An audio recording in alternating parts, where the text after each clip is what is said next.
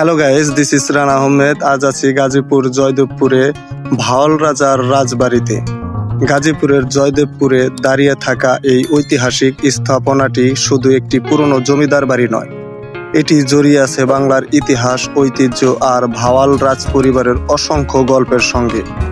এটি ভাওয়াল রাজার ঐতিহাসিক রাজবাড়ি, যা বর্তমানে গাজীপুর জেলা প্রশাসকের কার্যালয় হিসেবে ব্যবহৃত হচ্ছে। একসময় এই রাজবাড়িটি ছিল ভাওয়াল জমিদার বাড়ির প্রশাসনিক ও সামাজিক কর্মকাণ্ডের অন্যতম গুরুত্বপূর্ণ কেন্দ্র।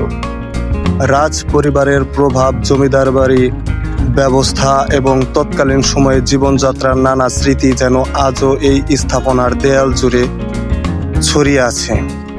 সময়ের পরিবর্তনে অনেক কিছুই বদলে গেছে, কিন্তু ইতিহাসের সাক্ষী হয়ে আজও দাঁড়িয়ে আছে এই রাজবাড়ি।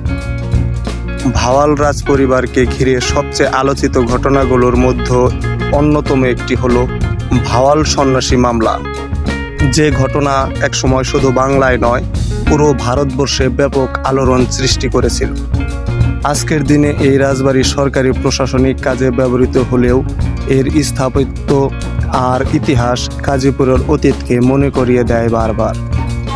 আপনি যদি ইতিহাস, ঐতিহ্য আর পুরনো স্থাপনা দেখতে ভালোবাসেন, তাহলে গাজীপুরের জয়দেবপুরে এই ভাওয়াল রাজবাড়ি আপনার ভ্রমণ তালিকায় রাখতেই পারেন।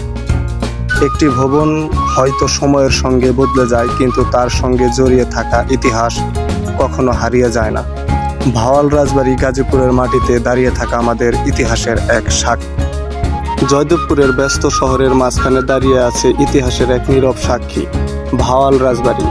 আজ এখানে সরকারি প্রশাসনের গুরুত্বপূর্ণ কার্যক্রম পরিচালিত হয়, কিন্তু একসময় এই স্থান ছিল ভাওয়াল রাজ পরিবারের অন্যতম গুরুত্বপূর্ণ কেন্দ্র।